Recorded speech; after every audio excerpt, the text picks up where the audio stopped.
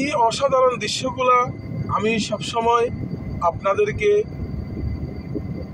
উপহার দেওয়ার জন্য আমি এই কাতারের বিভিন্ন জায়গায় ঘুরে ঘুরে আপনাদের জন্য সুন্দর সুন্দর লোকেশনগুলা আপনাদের জন্য আমি ভিডিও করি পাঠাই।